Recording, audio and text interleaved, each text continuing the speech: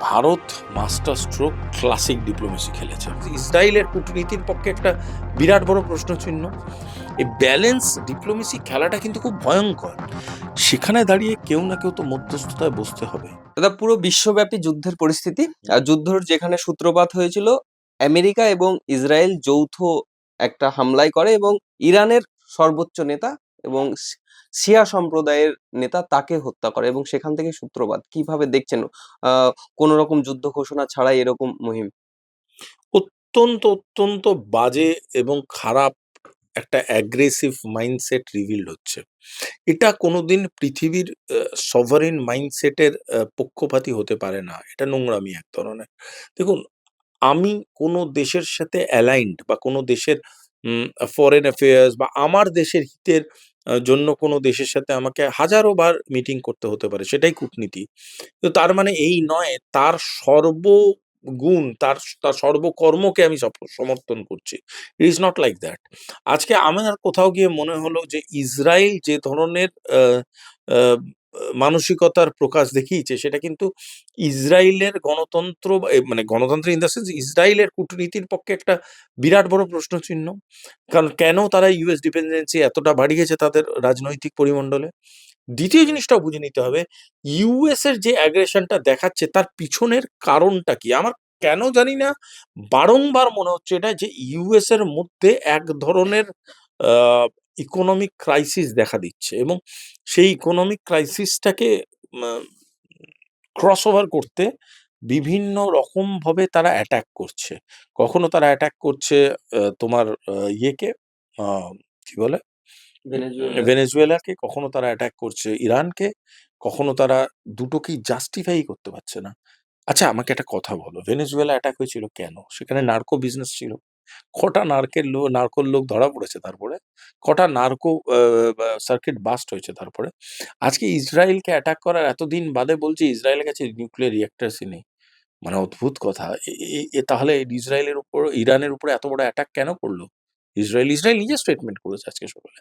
সুতরাং দেখো এইগুলো কোনো কারণ না। কারণ হলো ফুয়েল, কারণ হলো তেল, কারণ হলো তেলের ঘানি, কারণ হলো ওয়ার্ল্ড ফুয়েল ইকুয়েশন। এগুলোর উপরে কন্ট্রোল নেওয়ার জন্যই এই গোটা খেলাটা।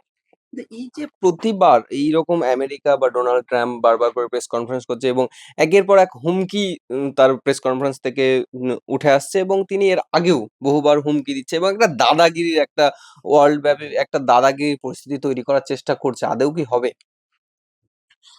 দেখো, এটা সারভাইভাল টেকনিক। সারভাইভাল টেকনিক দেখবে অনেক রকমের হয়।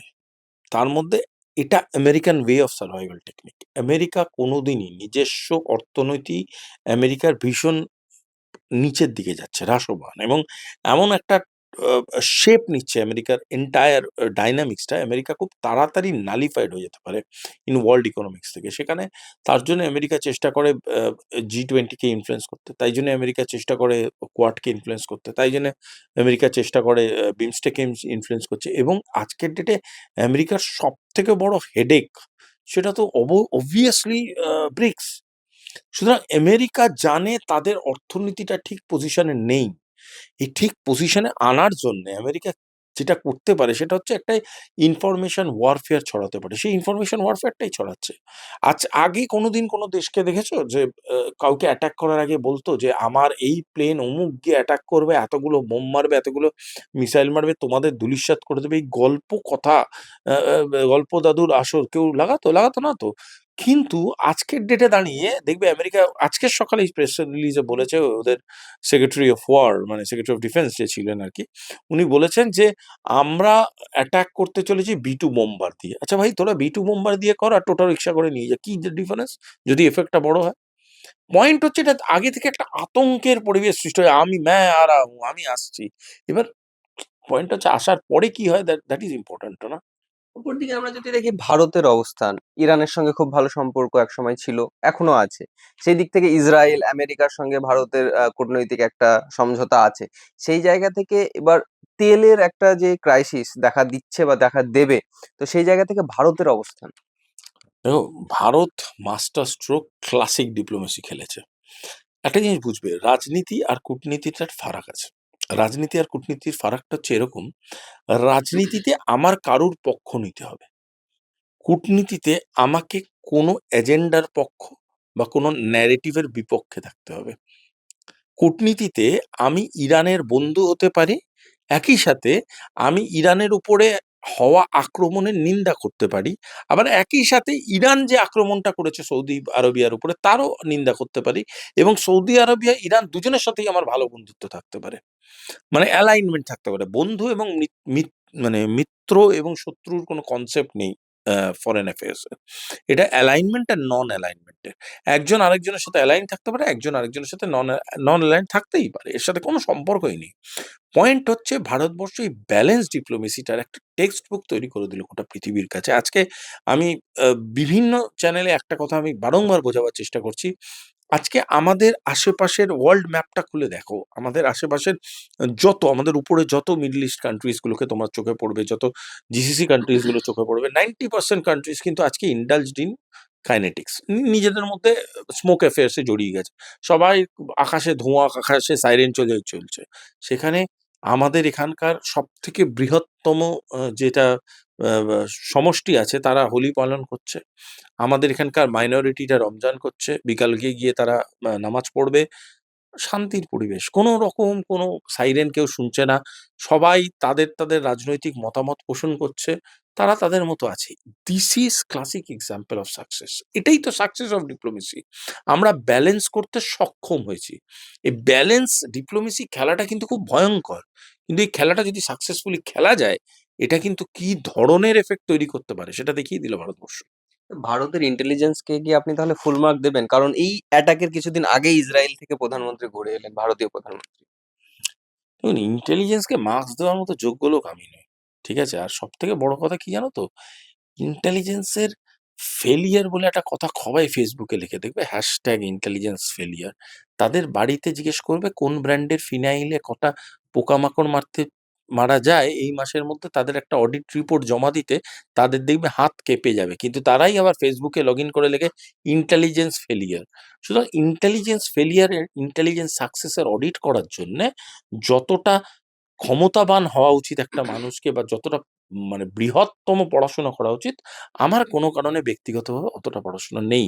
সুতরাং আমি ইন্টেলিজেন্সকে ক্রিটিসাইজ তো করতে পারব না। এইটুকুনি বলতে পারি, যদি আমি আজকে তোমার সাথে শান্তিতে বসে এই সুন্দর ফুরফুরে হাওয়ার মধ্যে বসে ইন্টারভিউ দিতে পারি, তার মানে কোথাও না কোথাও গিয়ে আমার পারসেপশন ডিফেন্স যেটা কাজ করছে ইন ইন্টেলিজেন্স, মানে যারা আমাদের ফার্স্ট লাইন অফ ডিফেন্স বলতে পারো, ইনফরমেশন ডিফেন্স বা যেকোনো বলতে পারো, তারা দুর্ধর্ষ কাজ করেছে। নাহলে চারিদিকে ধোঁয়া আর আমি আর তুমি আনন্দের সাথে ইন্টারভিউ দিচ্ছি।